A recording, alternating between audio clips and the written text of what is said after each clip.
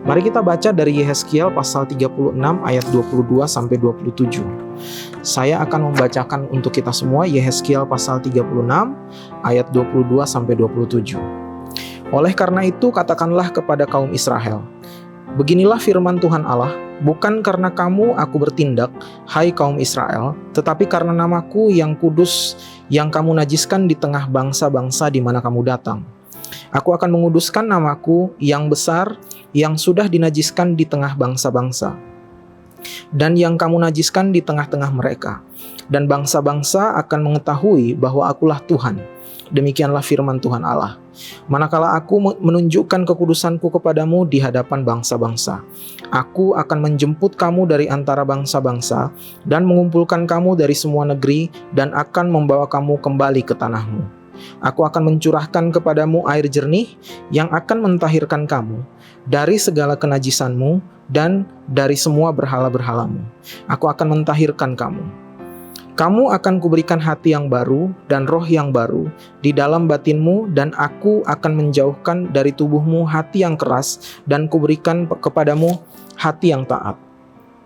Rohku akan kuberikan diam di dalam batinmu, dan aku akan membuat kamu hidup menurut segala ketetapanku dan tetap berpegang pada peraturan-peraturanku dan melakukannya. Sobat STI yang dikasihi Tuhan, pada waktu itu umat Israel juga disebut dengan umat Allah. Dia adalah kepunyaan Allah. Namun kita harus tahu bahwa pada saat itu umat Israel melakukan segala macam kekejian-kekejian yang tidak diinginkan oleh Allah. Mereka berulang kali melanggar kekudusan Allah.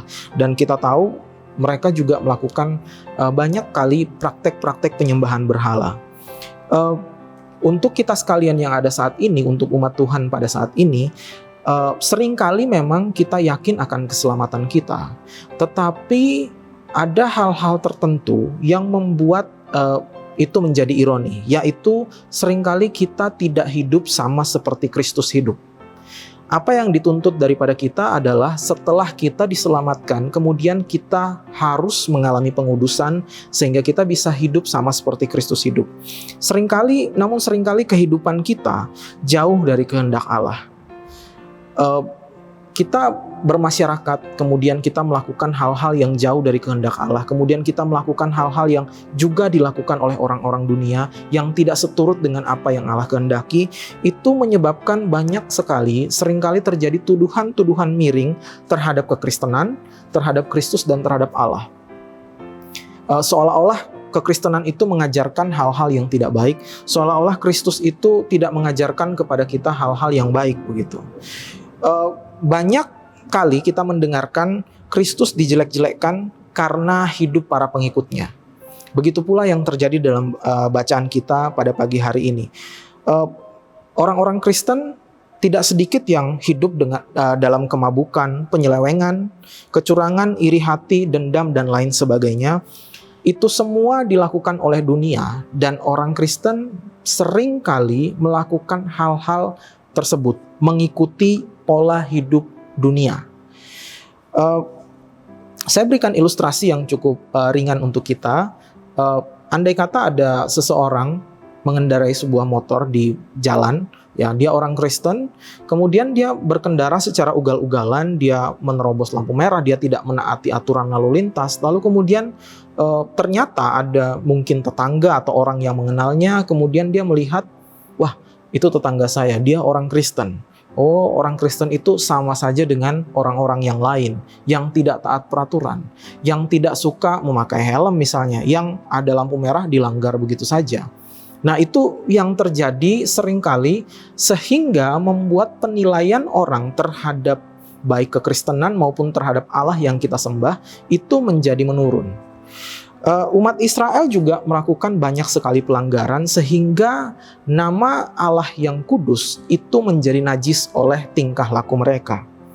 Kebejatan yang juga dilakukan oleh orang-orang kafir itu dilakukan oleh orang-orang Israel, seperti menyembah berhala dan lain sebagainya. Mereka menajiskan nama Tuhan yang kudus. Kita harus tahu bahwa Allah itu adalah Allah yang kudus, sehingga umat Allah itu juga dituntut untuk menjadi kudus sebagaimana Dia. bacaan yang kita baca barusan dari Yehezkiel pasal 36, Allah akan memanggil umatnya, kemudian dipisahkan, umatnya itu dipisahkan daripada dunia yang pada saat itu sedang mereka tinggali. Untuk apa? Supaya mereka tidak hidup berlaku sama seperti dunia hidup. Jadi betul-betul pada saat itu memang terjadi pemisahan seolah-olah secara geografis seperti itu ya. Tetapi pada saat ini, kalau kita mau mengkontekstualisasikan, kita hidup di tengah-tengah dunia, kita tetap harus terpisah dari dunia. Bukan secara geografis, tetapi secara kebajikan kita, moralitas kita, etika hidup kita, dan lain sebagainya. Dalam bacaan kita lihat bahwa Allah akan mentahirkan mereka dari kenajisan yang mereka lakukan. Hati mereka yang keras diganti dengan hati yang baru, kemudian Roh Tuhan akan berdiam dalam diri mereka untuk menguduskan mereka. Ya, kita tahu bahwa pada akhirnya Roh Kudus dicurahkan, dan kita tahu Roh Kudus itu akan berbuah dalam diri seseorang untuk menghasilkan perbuatan-perbuatan yang mencerminkan imannya. Ini adalah realita Kristen, Bapak Ibu Saudara, Sobat STI yang dikasihi oleh Tuhan. Realita Kristen bahwa seseorang yang tadinya sudah diselamatkan oleh Kristus melalui karya penebusannya, dia memiliki sebuah episode selanjutnya atau sequel berikutnya, yaitu proses pengudusan. Tidak berhenti sampai keselamatan itu. Penebusan tidak berhenti sampai keselamatan, tetapi juga mencakup pengudusan. Ya, dan sebagai orang Kristen kita tidak bisa menerima atau memilih untuk menerima salah satu saja. Misalnya kita, saya cuma mau keselamatannya saja, sudah penebusannya saya tidak mau, itu urusan lain lah. Tidak bisa, karena kalau misalnya mau digambarkan itu seperti dua sisi mata uang ya, yang sebelah kiri itu adalah keselamatan, yang di sebelah kanan itu adalah pengudusan.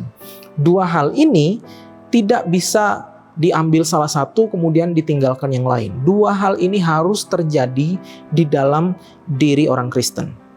Karena apa? Karena Tuhan mengaruniakan roh kepada kita, roh kekudusan kepada kita. Roh yang ada dalam diri kita itu kemudian memperbaharui diri kita, dan kita harus hidup di dalam kekudusan.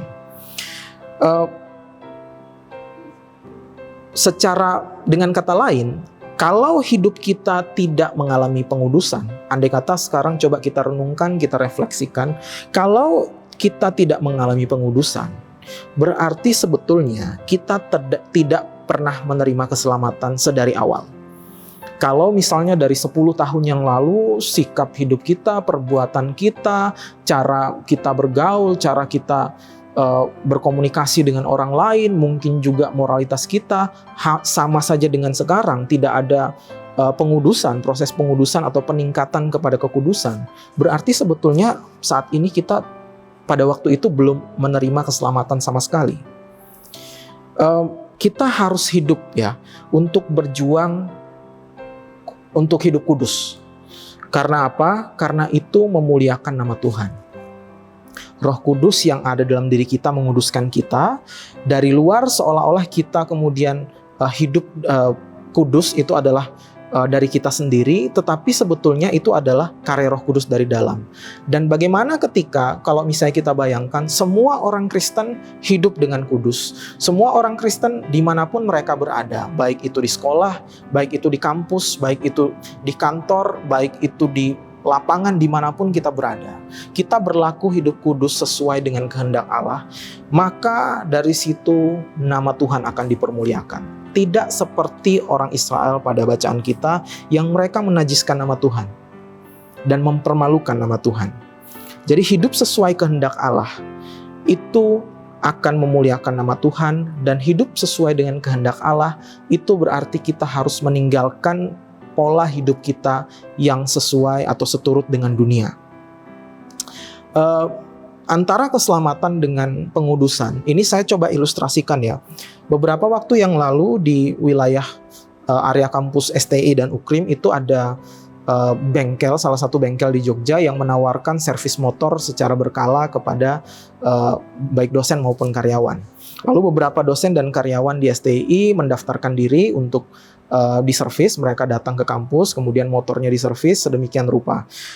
Kemudian Orang-orang yang sudah mendaftarkan diri pada pagi hari, mereka membawa motornya ke area parkir untuk diservis.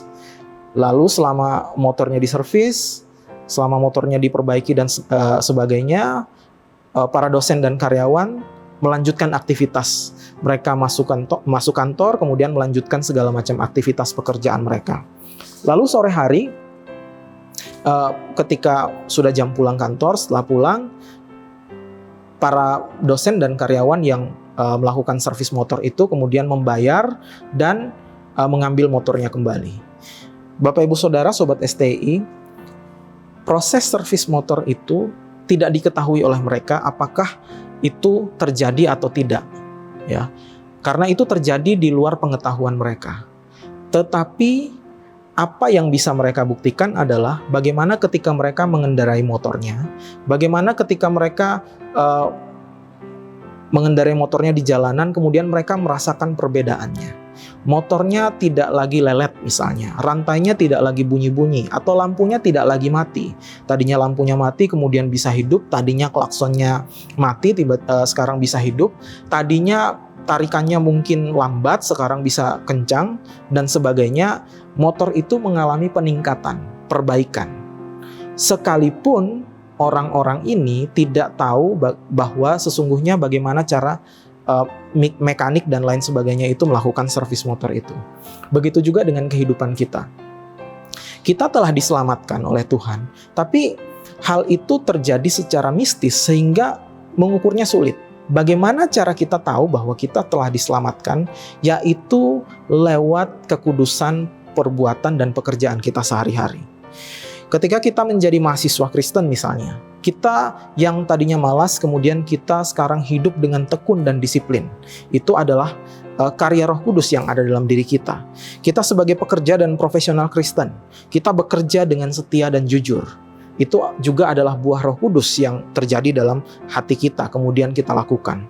Andai kata kita sebagai pengusaha dan pejabat, kita bekerja atau kita menjabat dengan menjauhi kecurangan, dengan memerintah secara adil dan lain sebagainya. Itu semua adalah karya Roh Kudus yang ada dalam diri kita. Dia berbuah sehingga kita bisa memperoleh kekudusan itu. Nah, pada pagi hari ini mari kita renungkan penebusan kita melalui kehidupan kita. Mari kita renungkan keselamatan kita melalui segala tindakan-tindakan, melalui kekudusan hidup kita. Apakah saat ini kita sudah hidup kudus atau belum? Kalau kita sudah hidup kudus, berarti betul-betul keselamatan itu sudah terjadi dalam diri kita. Tapi kalau belum, kita harus coba untuk terus berusaha hidup kudus. Bukan karena kitanya yang baik, tetapi karena Roh Kudus yang bekerja dalam diri kita, supaya kita bisa dikuduskan. Keselamatan itu memang tidak kelihatan saat ini, ya, tetapi pengudusan itu kelihatan, terjadi dalam kehidupan kita sehari-hari. Mari kita berusaha untuk hidup seturut dengan kehendak Allah. Itu adalah bukti dari keselamatan kita.